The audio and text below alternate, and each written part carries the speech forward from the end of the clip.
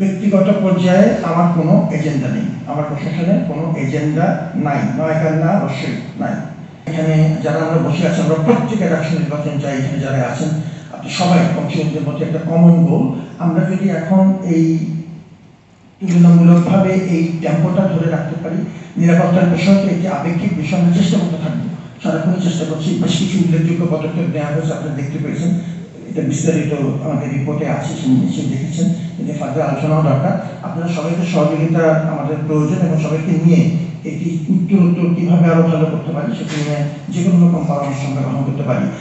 আমাদের বড় প্রকল্পগুলোর ব্যাপারে আপনাদের ব্যক্তিগত মতামতকে আমি সম্মান করি, আমি যদিও আপনার এই মতামতের সাথে একমত না যে বড় প্রকল্পের প্রয়োজন নেই। আমাদের ওভারওয়েলমিং মেজরিটি ছাত্রদের প্রয়োজনে এই প্রকল্পটি আসলে আমাদের আবাসন সংকটের সমাধান সহ মৌলিক কিছু পরিবর্তন করা সম্ভব। সুতরাং অবকাঠামোগত উন্নয়নের প্রয়োজন আছে, খুব পরিষ্কারভাবে আছে। আমি ক্রমাগতভাবে এটি নিয়ে কাজ করে যাব এবং যতদূর সম্ভব সেটি আমি করতে থাকবো। তার পাশাপাশি একটির সাথে একটির কোনো বিরোধ নেই।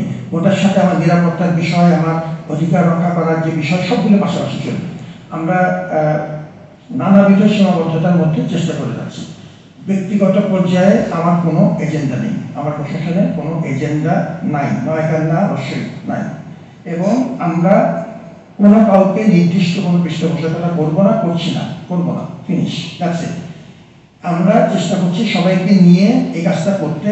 আপনারা যে আজকে ইতিবাচক একটি মনোভাব দেখিয়েছেন, আমি কমিশনের সাথে আজকের এই আয়োজনে আপনাদের মতো আমিও একজন অংশীদার হিসেবে এখানে এসেছি।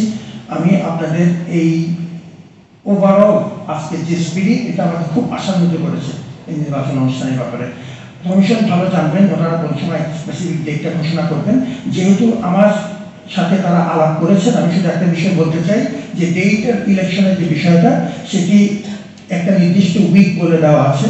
এর মধ্যে ৩-৪টা খুব গুরুত্বপূর্ণ বিবেচনা আছে। ১ নম্বর হচ্ছে আমাদের আইন শৃঙ্খলা রক্ষাকারী বাহিনীর সাথে এবং সরকারের সাথে, যেহেতু তারা আমাদের নিরাপত্তার এই বিষয়টাতে গুরুত্বপূর্ণ অংশীজন, তাদের একটা এভেইলেবিলিটি আমাদের একটা গুরুত্বপূর্ণ বিবেচনার ক্ষেত্রে। দ্বিতীয় যে বিবেচনা সেটি হচ্ছে যে আমাদের ছাত্রছাত্রীদের তুলনামূলকভাবে সহজ যাতায়াত, সেটি বন্ধের দিন হতে পারে। মঙ্গলবারে আমাদের সাধারণত এই এলাকাটা বন্ধ থাকে, সেটিও হতে পারে যদি আমাদের উইকডেতে করতে হয়। এরকম কিছু নির্দিষ্ট দিনের বিষয় আছে। ওদিন কোনো জাতীয় বড় অনুষ্ঠান যদি থাকে, সেই ক্লাসটা আমাদের দেখার বিষয় আছে। এই কারণে কয়েকটা দিন আমাদেরকে হিসাবটা করতে হবে। সেই হিসাবটি অফিসিয়ালি সেটি আমাদের কমিশন নির্ধারণ করবেন এবং আমরা পূর্ণ সহযোগিতা করবো। আমার মনে হয় যে এই বিষয়গুলোর জন্য নির্দিষ্ট ডেটটা হয়তো তারা 29 তারিখের মধ্যে আলোচনাগুলো করে ফেলতে পারবো।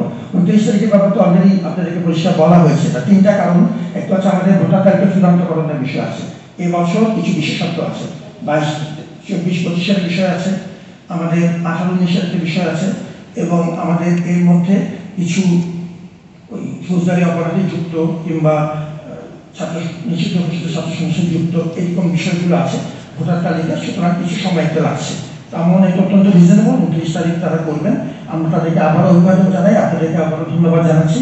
ঢাকা বিশ্ববিদ্যালয় আপনাদের সবাইকে নিয়ে আপনারা যেভাবে চাবেন সেইভাবেই হবে, চেষ্টা করা হবে। আমরা সবাই মিলে চেষ্টা করছি, এটি কোনো ব্যক্তিগত কোনো এজেন্ডা না।